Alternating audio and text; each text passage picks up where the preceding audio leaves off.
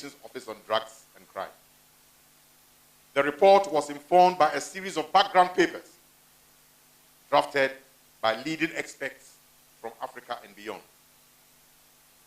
To ensure that the Commission's findings and recommendations were widely discussed and acted on, the Kofi Annan Foundation and the Global Commission on Drug Policy worked alongside commissioners on follow-up advocacy campaigns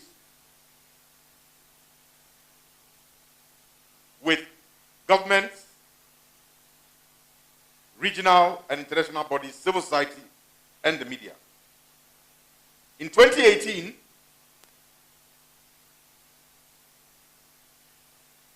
the West African Commission on Drugs released a groundbreaking model drug law for West Africa to show how its recommendations could be translated into real drug policy. And in parallel to all of this work, the West African Drug Policy Network, WADPN, was also established to share and expand these efforts. The initiative of Kofi has indeed led to a lot of significant progress in the region, especially building voices within civil society who have been championing the discourse and driving the work. For example, here in Ghana, it opened the space for CSOs to engage with policymakers to contribute to the law that was passed in 2020, Act 1019. I know my brother Kofi will be smiling up there, seeing a continuing work of his dream by many of us gathered here today to mark the International Day Against Drug Abuse and Illicit Trafficking, which actually falls on the 26th of June, as well as a global support Don't Punish, as well as a global support Don't Punish campaign. As we launch the Kofi Annan Memorial Lectures on Drug Policy, I wish to pay tribute to the group of experts who believe in drug policy reform and the continuous work created by our dear mentor. I say Ayuko for this great initiative. The Kofi Annan Memorial Lectures on Drug Policy will be an annual affair, and it will be held on his birthday from next year, the 8th of April. Experts in Ghana and across the globe will be brought together to discuss important topics around drug policies that advance social justice and human rights. We believe that it is important to continue to amplify and strengthen a diverse global movement to repair the harms caused by drug policies that are not evidenced by science and which are not rooted in nor informed by social justice, public health, and socio-economic and political human rights. In short, policies which are not people-centered. Kofi always believed that it was time to end drug policies whose rationale was punishment, and he preferred drug policies which promote just responses. He used to say, and I quote, "I believe that drugs have destroyed many lives, but wrong government policies have destroyed many more," unquote. At this juncture, let me take the singular honor to declare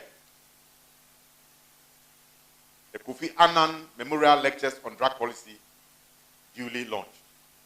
Thank you all for honoring this event.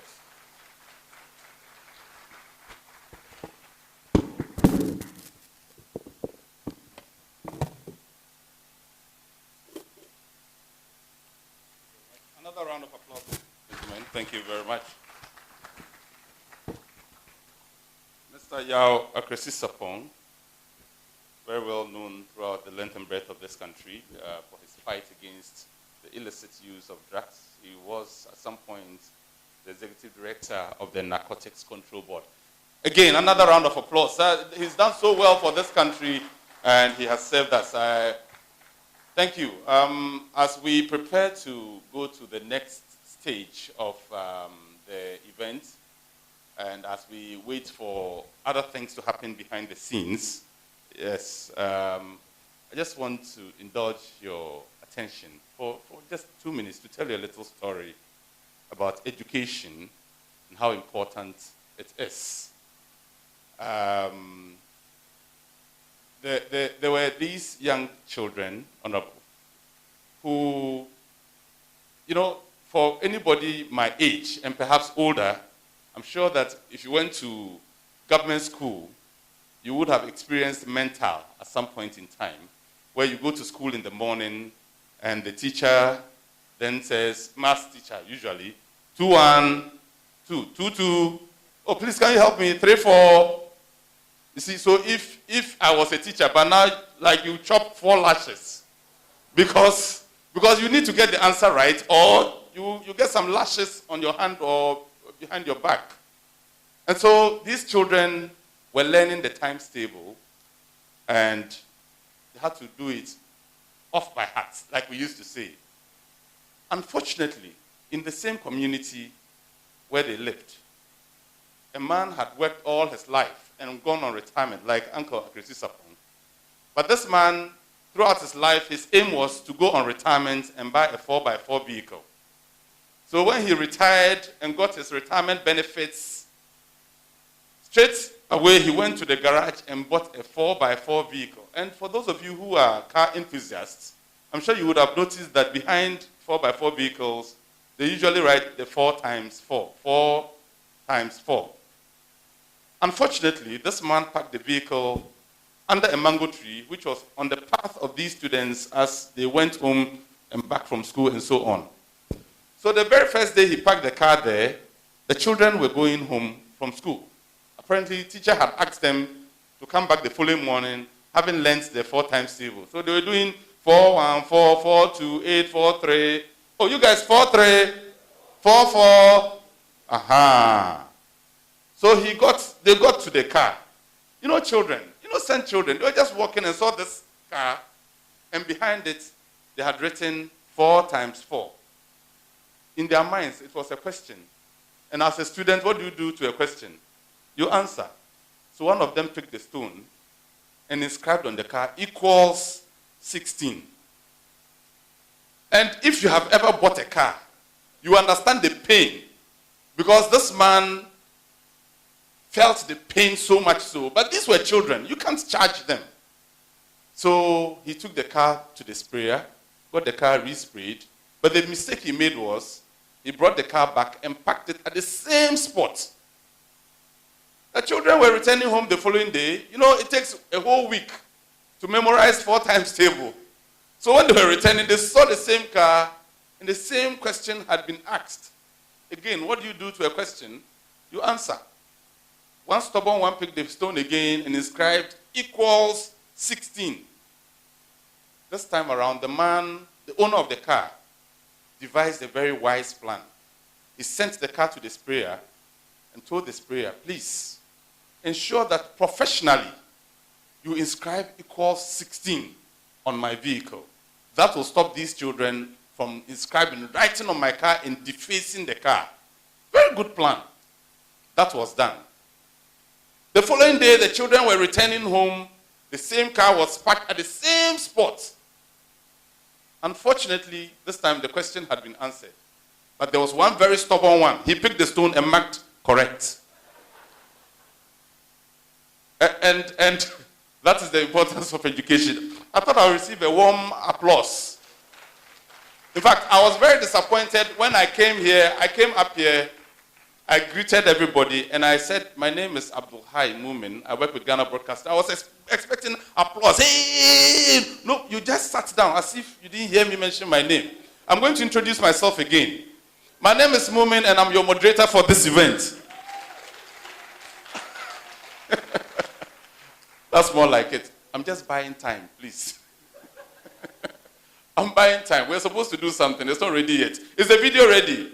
Okay, so let's get the video on. We have a short video we'd like to show you, and then after that, we'll continue with the rest of the program. Thank you very much. more and more of our young people are falling prey to the temptation of narcotics. So this is not just a problem of security and governance, it is a public health crisis too. Of course, this is not a problem for West Africa alone.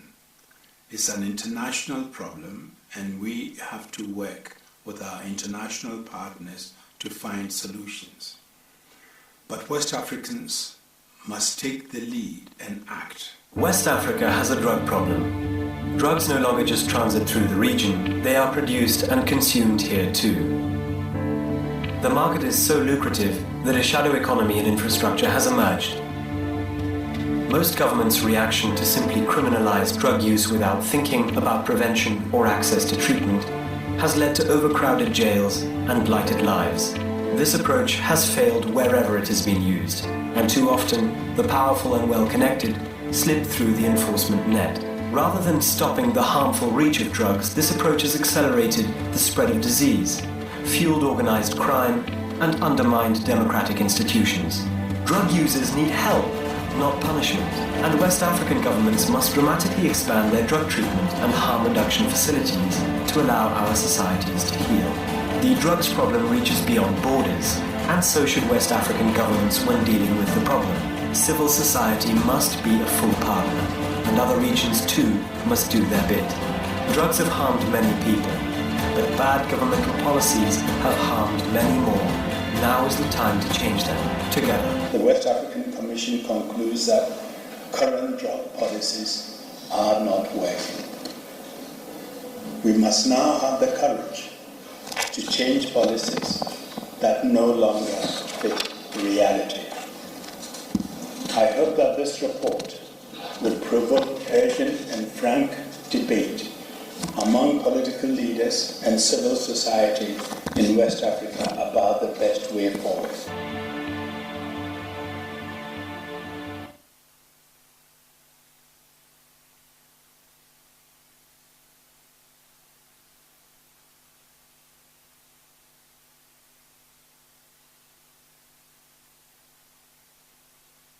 So when I was told that it was a short video, I thought it was the Ghanaian short. You know, in Ghana when we say something is short, somebody has to give a short speech. The person ends up speaking for 30 minutes, and it's so short. Again, I hope we got the message there. A round of applause to Kofi Annan. We are at the stage where we will now have our panel discussion. This is the format. First, we will invite our speakers. They will take their seats.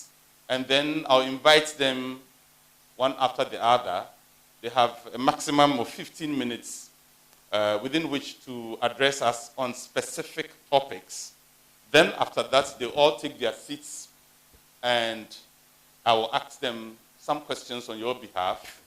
And then the time will be provided for you also to ask questions, if any, and then we'll get the answers from them. Ladies and gentlemen, in no particular order, I'm about to introduce our panelists for the discussion. First, Professor Edward, sorry, Prof is not here. I'm sorry. I'll start with Professor Kojo Appiagyei-Etua. As Prof steps up to take his seat, let me let you know that Prof is an associate professor here at the University of Ghana School of Law, where he teaches public international law, environmental law, and international human rights law. He was a Marie Curie International Fellow at the University of Lincoln, UK, and has served as a consultant for a number of NGOs and intergovernmental bodies, such as the United Nations Office on Drugs and Crime, on its Education for Justice initiative, and the African Union's Slavery Reparation Project. Professor Appiagyei-Etua is the coordinator of the West Africa Executive Course on Drug Policy and Human Rights, hosted by the University of Ghana School of Law, with funding support from OSIWA and the Global Drugs Policy Program of the Open Society Foundation since 2004. Another round of applause, Professor Kojo Appiagyei-Etua. let me introduce to you Dr. Mary Aram Ashinyo. A round of applause. As she steps upstage, let me announce to you that she is a public health physician. She is an active member of the West Africa Drug Policy Network, Ghana chapter, a coalition of over 300 civil society organizations across West Africa, with chapters in each country that promotes evidence-based drug policy reform and harm reduction in West Africa, including Ghana. The organization works by advocating and building local CSOs to address the impact of drug markets on democracy, governance, human security, human rights, and public health. Dr. Ashinyo has a long experience volunteering in Ghana's prisons and interacting with people who use drugs. Over the years, she has worked with the network by giving technical support to the advocacy work of the network, especially on public health matters. She has been an active member since 2015. Again, a round of applause. Dr. Mary Aram Ashinyo. Ladies and gentlemen, I'm about to introduce to you a man I personally admire so much, Honorable Seth Kwame Ichampong. Let's give Honorable a round of applause. As Honorable Kwame Ichampong takes his seat, let me announce to you that currently he's a Minister of State and he's in charge of the Eastern Region and the former chairperson of the Parliamentary Select Committee of Interior and Defense. Honorable Seth led discussions on the Ghana drug law till its passage in March 2020 and assented by the President on May 11, 2020. He is also a member of UNITE, an independent, non-profit global network of 129 members of parliament from 61 countries. UNITE is committed to ensuring that no life is limited by infectious disease through unified political advocacy. And let me add that personally, I know Honorable Seth Kwame Ichampong to be a humanitarian. Let's give him a round of applause. Our next panelist, Dela Atiekese. Let's give Dela a round of applause. As Dela walks upstage, of course, you can see that he's a very young man, he's a patriot and a businessman. He's currently the co-founder and managing director of Africa Software Solutions Limited. Dela is inspired by the potential of Africa and its youth and aims to be a part of the change makers for Africa's future. Dela is an avid reader and a passionate advocate for the use of CBD for palliative care. Let's give Dela a round of applause, ladies and gentlemen. Now, these four very august speakers deserve a bigger round of applause. Remember what we did? Exactly. Now, we've given them the morale to address us. And the first person to address us is Professor Apieje Itua. Prof will be addressing us on the topic, promoting human rights through drug policy. Prof, thank you very much.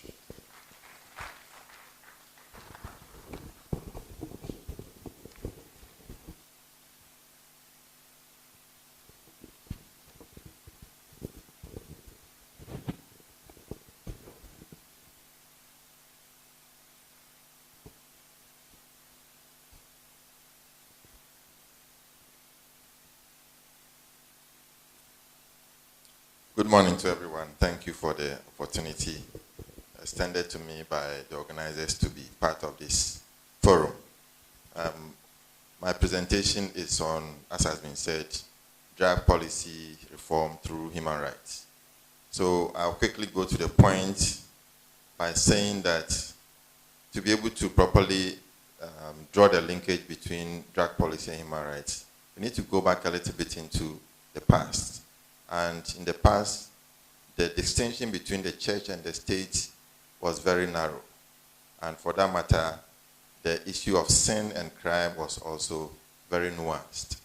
And so you have sinners and criminals bunched together as social deviants. And the criminal law system as it existed at the time was very harsh. And the idea was that if you commit any wrong because you are considered a social deviant, you lost all your rights. And so the strict application of the criminal law system indicated that you didn't have any rights that you wanted to enjoy because you have committed a wrong. More so when you have committed a sin as using drugs. So the criminal law approach was deterrence, incarceration, and severe punishment, which occasioned one philosopher to describe criminal law as a train of evils. So to be able to understand the linkage, criminal law was violating a lot of human rights in that in trying to protect the society from harm, it was at the same time causing harm by denying those that commit wrongs the opportunity to rehabilitate themselves and to be reformed. And so the focus of the criminal law system was more on security and policing, and that is trying to deal with the supply side to cut the route to having the drugs into the system, and less on treatment. And so when you go to the US in 1971 under President Nixon, he introduced the war on drugs and declared drugs as enemy number one, public enemy number one in the US. And so the logic was this: if we cut production, then the market will not be supplied by the drugs, then there will not be any consumers, and there will not be any drug use, end of the matter. But unfortunately, that approach we all know today didn't work. And unfortunately, many countries around the globe had to adapt to that model, Ghana not being an exception. And so among some of the drug laws that we have enacted, the most recent one before, we have our new act, the Narcotic Control Commission Act, is the Narcotics, Drugs Control Enforcement and Sanctions Law, which in a lot of ways followed the prohibitionist approach. The prohibitionist approach is saying that drugs are to be used for three main purposes: scientific, medical, and personal use. But personal use is prohibited. And when you use it for personal purposes, then the law will vent its full force on you. So with respect to our laws on drugs, we had this approach which, as you said in our law books, where there was lack of, for example, lack of proportionality in sentencing. At a point in time, use of drug and trading in drugs was a non-bailable offense. And there were harsher sentences that were imposed on drug users or people who traded in drugs or produced drugs. So when you go to the prisons today, a huge number of the prison population are drug users or possessors or producers and traders. But mainly, you will see a number of even first-time users being in prison for that reason, for using drugs even just for once. And so that is a problem that the particular law brought to us. And the question then is, why should drug users be accorded respect of their rights? And the answer is very simple. We all know that the government has a threefold duty with respect to human rights: to respect the rights from being violated by government officials, and two, if the rights are committed by non-government officials, the government has to prevent the crime from being committed in the first place. And if it is not able to, it should identify the perpetrators and punish them. That is where criminal law comes in.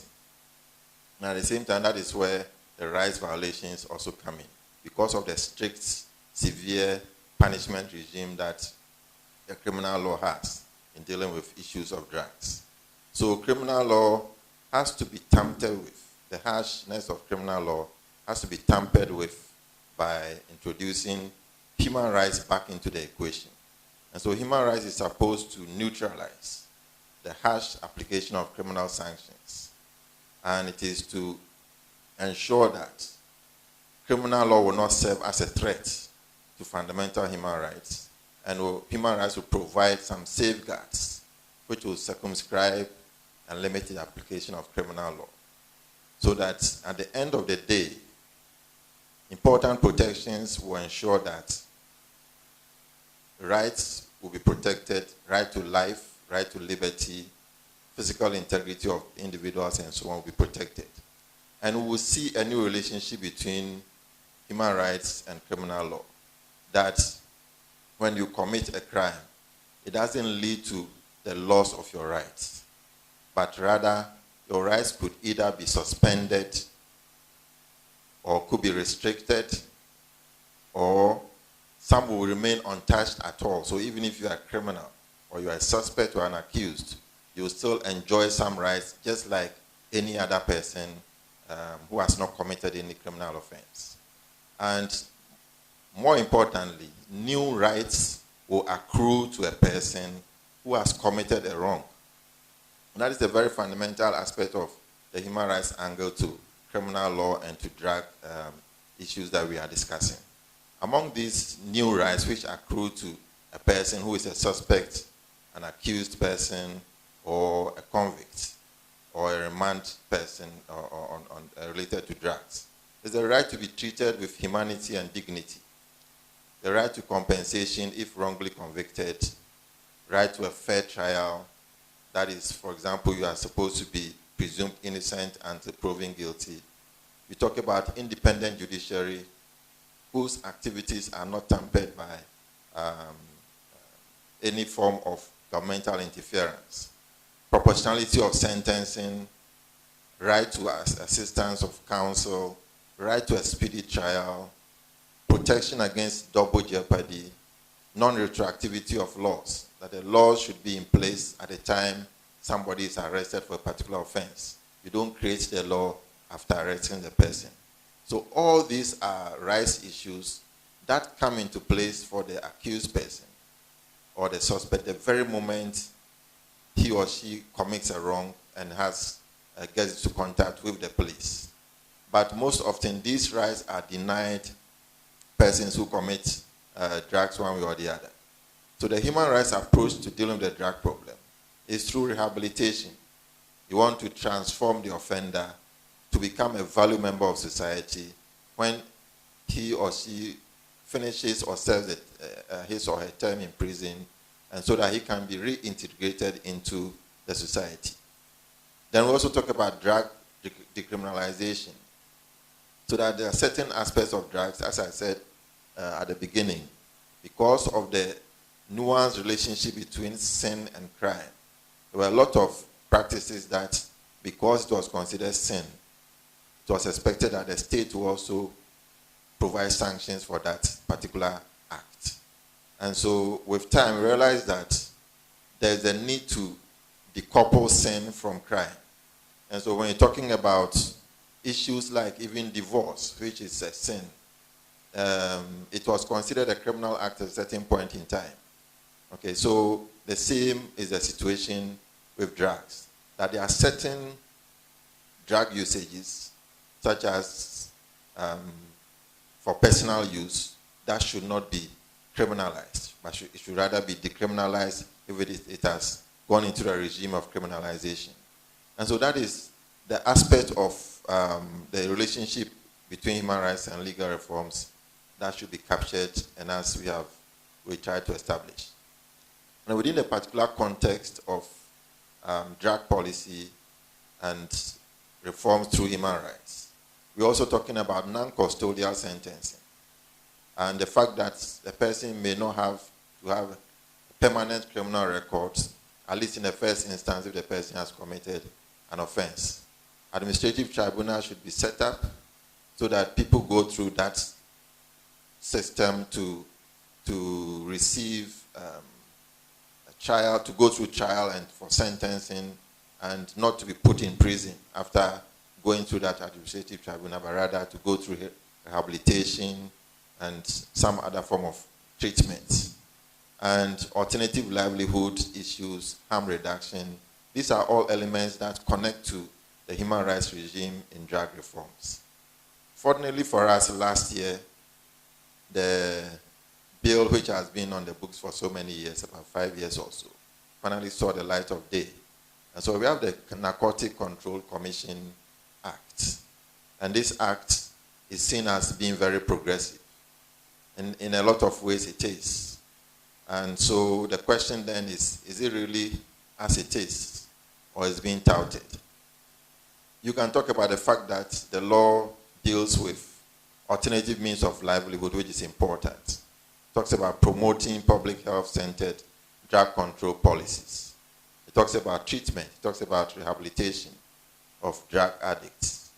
It talks about education, harm reduction, rehabilitation, and so on, and seeing addiction as a public health issue and not a criminal justice issue.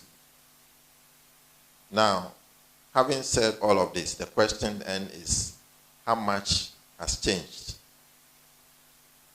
The law itself doesn't have specific reference to human rights.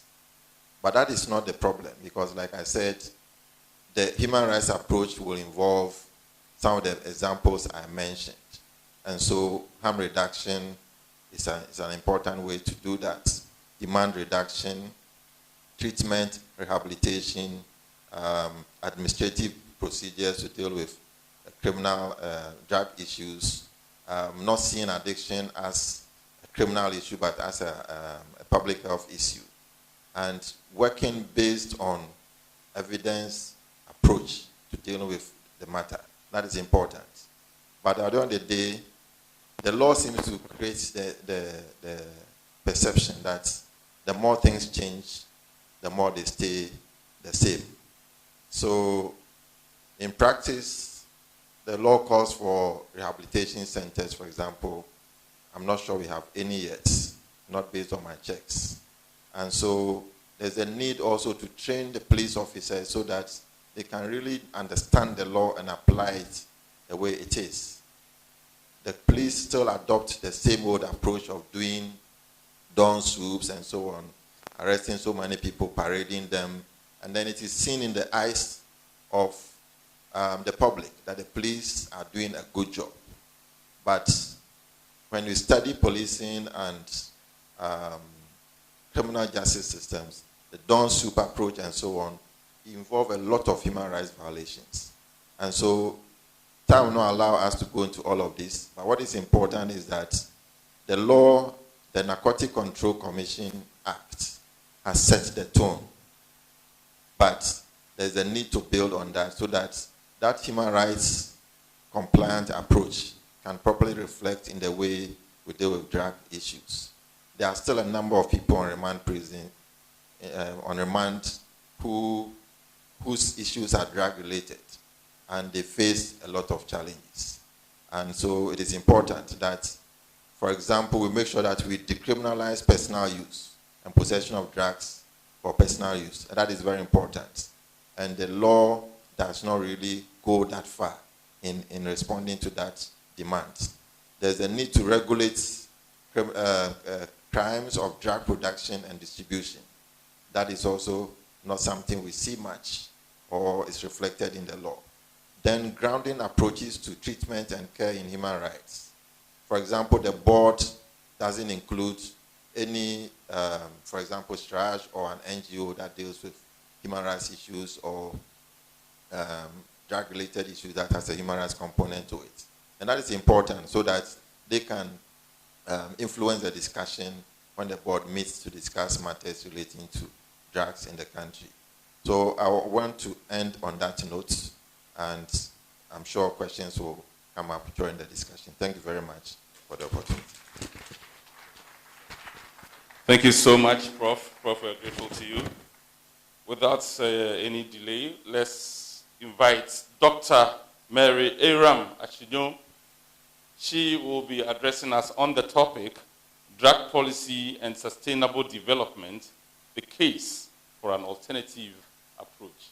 Let's pay attention to Doc. Thank you.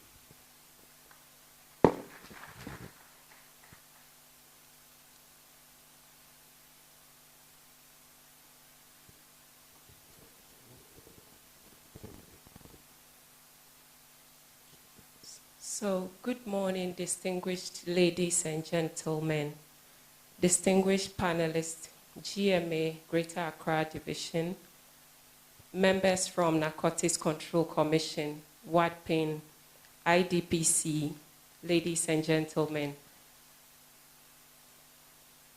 As a public health physician, this is yet another golden opportunity for me to join this discussion and today to talk about sustainable development goals with the current drug policies that we have, and then make a strong case for an alternative approach, which should center on health and social justice.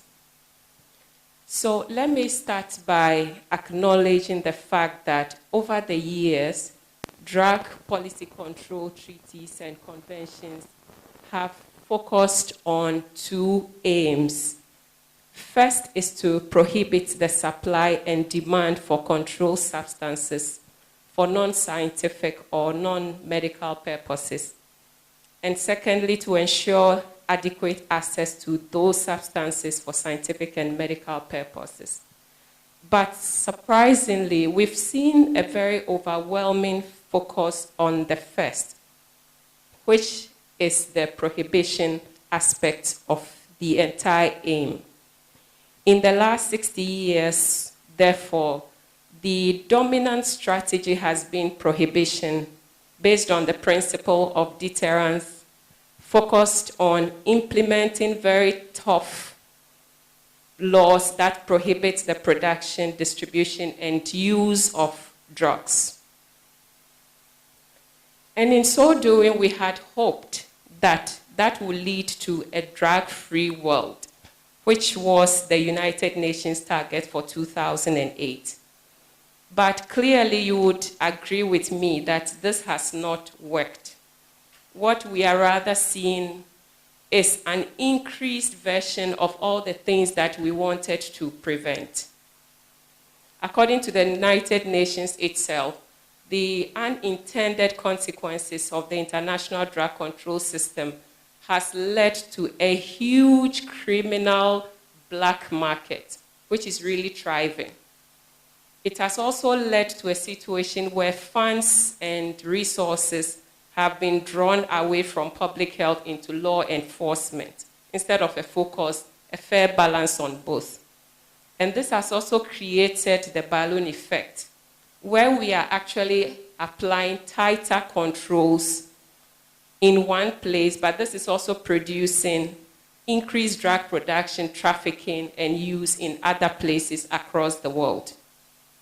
So in practice, the global scale of illicit drug markets, largely controlled by organized crime, has really grown dramatically over the period. So whilst we haven't also assessed across the entire 50-year period the availability of drug use, in the last 10 years, however, we have strong evidence to suggest that there's a lot of substance displacement, where drug controls encourage individuals to move from one drug to another, and usually more harmful ones, of course. There's also a widespread perception of people who use drugs as criminals, and the associated social exclusion, human rights violation, and marginalization that goes along with this perception. Our prisons are full, and I had the honor to serve or volunteer in the prisons for over 4 years when I was in the Volta region. I can assure you that it is not a place that you or your loved ones would love to be, not even for 24 hours. So the current policies we have, they discourage people who use drugs from accessing health services because there's fear of arrest, and there are countless violations of human rights of these people, all in the name of the war on drugs. Now, moving forward, how do we do things differently? We need to ensure that our new strategies are enshrined in the framework of our sustainable development goals, and that will require all governments to respect the 6 essential elements of the SDGs that should underpin our future responses. And it's good to see that some efforts have been made by Ghana as a country. These elements should include the fact that the strategy should be justice-based, people-centered, dignity-oriented, solidarity-based, respectful of the planet, and aimed at achieving prosperity for all.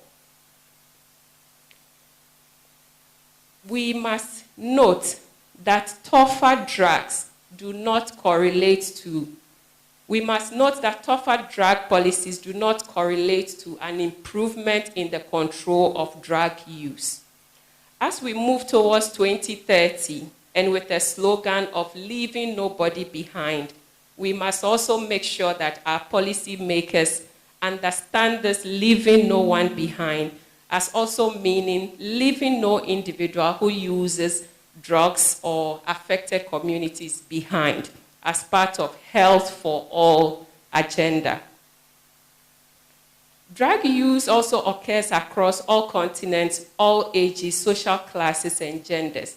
However, the interesting thing is that the repressive drug policies and the lack of access to health and social services generally affect the poorest, the most marginalized segments of society, and those present with us issues of equity in health. Furthermore, when we criminalize people who use drugs, it generates a lot of stigma and marginalization. And as such, this becomes barriers for access to social services, including health, education, employment, etc. It is therefore now time for us to make a very intentional effort to provide public services and give support to these people who use drugs and communities that have been harmed by our previous harmful drug policies, the so-called war on drugs. We need to now rethink the overall goals of our drug policies and ensure that they are aligned with the Sustainable Development Goals for all. Ladies and gentlemen, the key point I have made is the fact that punitive drug policies have a disproportionate impact on those who are already vulnerable in our population. And they increase the health rates these populations then provide to the general population, the rest of us. And so we cannot say that the health of these marginalized groups or vulnerable groups does not concern us.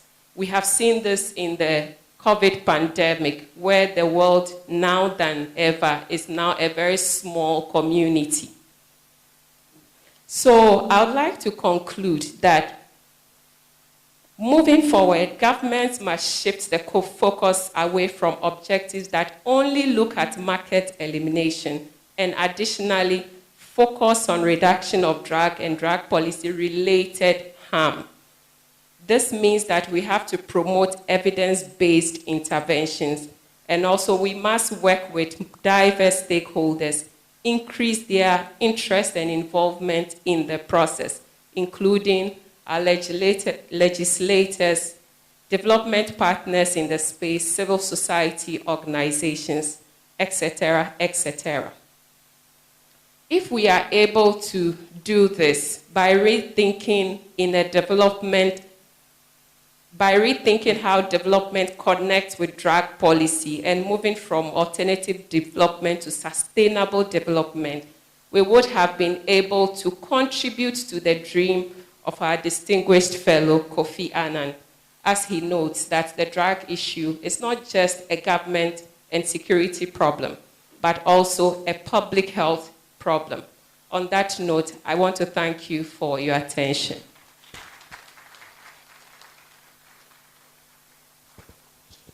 Thank you very much, Doc.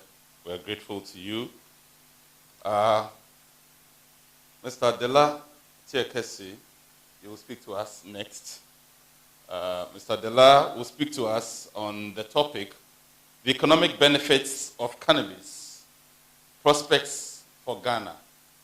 Very interesting topic, and we are keenly waiting to hear what you have to tell us. Thank you.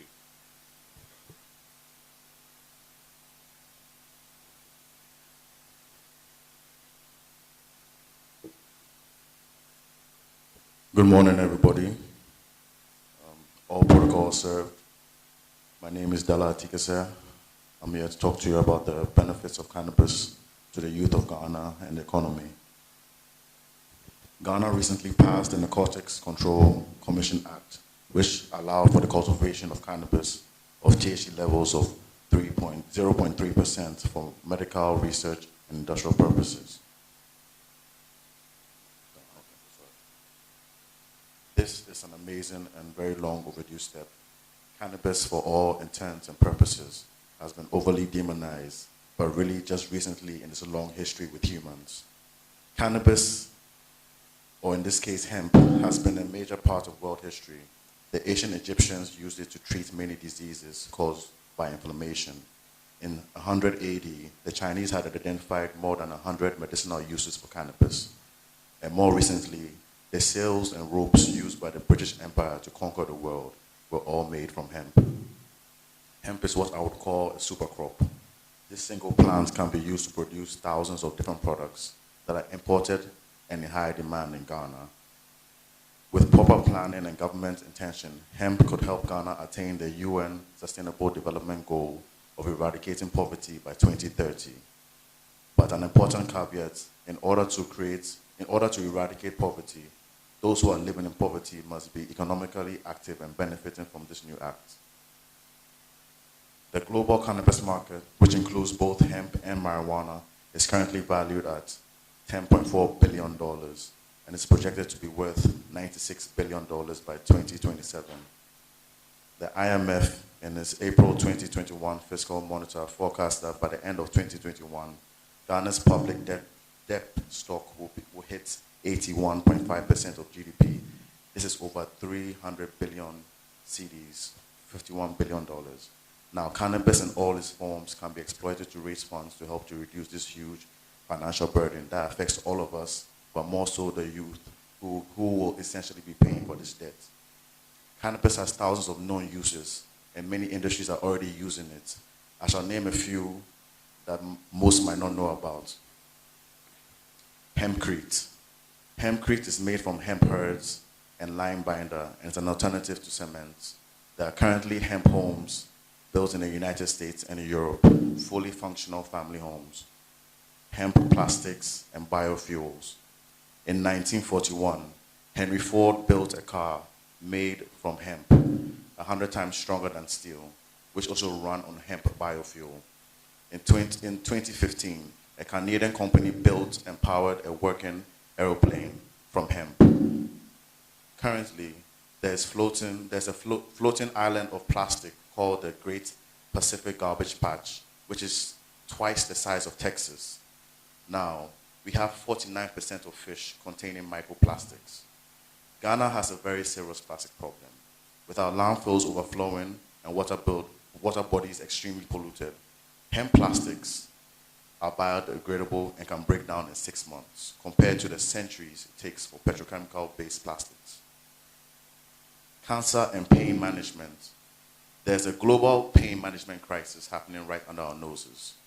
This has seen the rise in the abuse of opiates such as tramadol, morphine, and fentanyl. We are experiencing the crisis in Africa with a large population consuming opiates on a daily basis. This is personal for me, having lost my mom to leukemia and seeing her go through so much pain, and having to take opiates such as morphine, tramadol, and fentanyl that greatly affected her body. There are CBD treatments which are alternatives that could have helped her. Hemp fabrics. For centuries, hemp has been woven into fabrics, such as hemp silk, hemp suede, hemp denim, which are stronger and more durable and cost a lot less to produce than conventional fabrics. Currently, in the cotton fabric industry, it takes 2,700 liters of water to make one t-shirt. With a looming global water crisis in Ghana, Ghana can take the first steps in playing its part as a major global player. hemp bioremediation. Hemp is one of the best plants to use for bioremediation. This is the process of plants removing contaminants, pollutants, and toxins from soil and water bodies. Hemp could play a major part in reclaiming our water bodies damaged by galamsey and other polluting activities. In closing, there are so many Ghanaian youth that do not have access to opportunities or resources to improve their lives and their family lives. But with this new law, there's a huge opportunity for the youth of Ghana if the right policy is implemented. Thank you very much.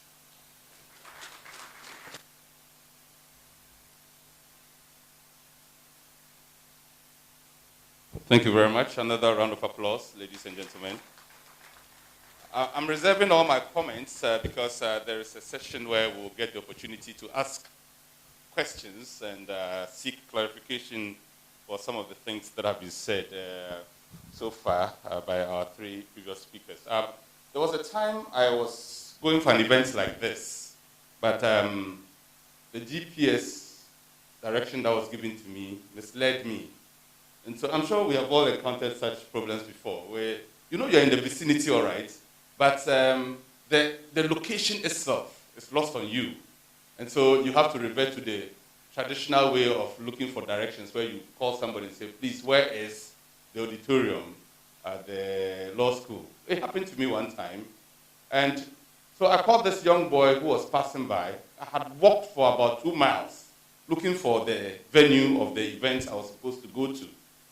Then I called the boy and said, look, can you direct me to the auditorium? He says, unfortunately, I don't know where it is. So I continued walking. This boy walked away from me for about 1 mile. And then, you know how we call, in Ghana, you hiss and call somebody, and you clap at the same time. The boy did that and called me, young boy. He stood there and called me. So I was of the impression that he had actually gotten the location for me. So I walked all the way back to the boy. This time he was with another young boy. He said, sir, do you see this, my friend? I said, yes. He also doesn't know there. Oh! So I had to start walking all over again. But I'll connect this to some of the issues that have been raised in respect of cannabis later on. A round of applause to Mr. Kassi for that as well. Now, ladies and gentlemen, our final speaker is the Honorable Minister for the Eastern Region. He was also an MP. He's here with us. And he will be speaking on the topic, Ghana's new drug law prospects and the way forward. And that's because he has been involved in making laws for Ghana, especially in respect of drug policy. Thank you very much. Thank you, Momo.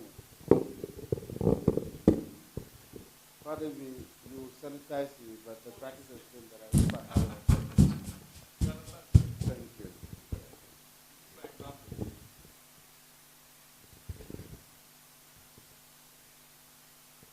Good morning. Good morning once again. And I'm very grateful to be on this panel with these eminent Ghanaians. My senior brother, Yao, Francis Akresi-Sapong. I'm happy that you are here today and you are listening to me, because all that I know, I was taught by him. Please clap for him for me. He's been one. I'm not eulogizing you, but I want people to know you. You are too humble. They call me a humble person, but I see you as more humble than myself.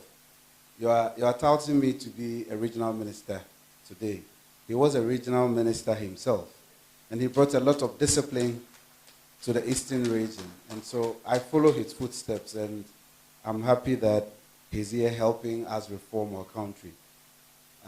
It all started with him when I was a parliamentarian, and he was the head of our drug enforcement agency, at the time the Narcotics Control Board. And he introduced the legislation at the time under the stewardship of His Excellency John Dramani Mahama's administration.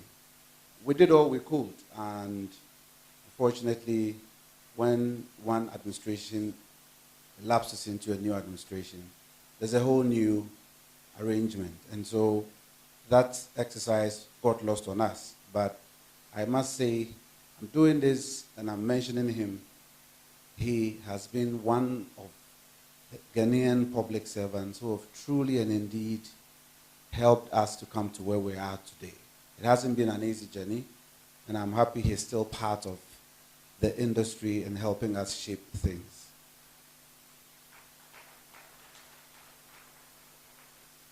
Transforming us into the current Act 1019 from PNDC Law 236 has not been easy.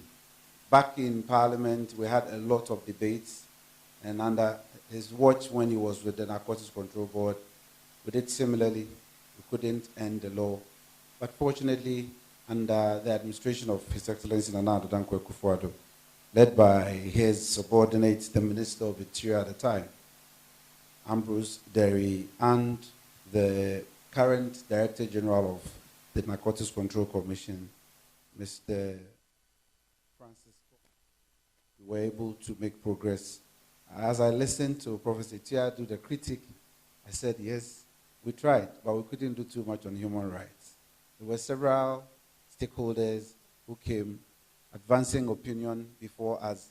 I was privileged at the time to be the chairperson of the mandated committee, the Select Committee of Defense and Interior at the time. That led the transformation. And we listened and listened, but post the listening, you go back to plenary, and I see some members who dedicated themselves here in the audience, Nana Ajumai and our brother, who were both always at the galleries of the Parliament chamber, listening in and following our conversation as we went clause by clause on Act 1019. Primarily, I am happy because the policy and framework of PNDC Law 236 that was used to manage control on war on drugs, was purely focused on prohibition and prohibiting suppliers and demand. So here, traffickers and users, primarily that was what policy-wise the law was focused on. And so when you are going to transform from such a framework, mind you, we are humans and we're working within the framework of law. And so we must understand that a journey will certainly have its own cultural challenges. And migrating in a society like ours, where faith-based organizations have a very loud voice out there in the public space, you should be guided by every step that you take. And so in the new law, you realize that we seek to address two major things. And I'm happy to say that on this panelist, I've listened to the medical opinions, I've listened to the business people, and I've listened to the legal luminaries. And I see that, yes, Ghana is on a correct path, on a very good path. We enhanced our surveillance on prohibition on traffickers, that is the demand side. And then that's on the supply side. And then at the same time, on the demand side, the users. And Prof, I would only say in section 37 and 41 of the law, if you go to the second schedule, where we try to do away with custodial sentencing, at least give that to us.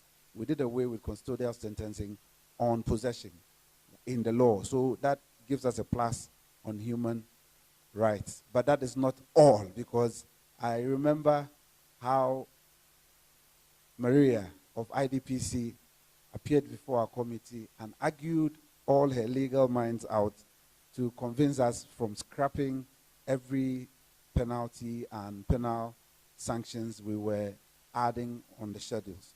But fast forward, we were able to ensure that we give a direction on public health. So if you go to the object of the law, section 3, it tells you what we intend by the enactment. And that is where we are hoping that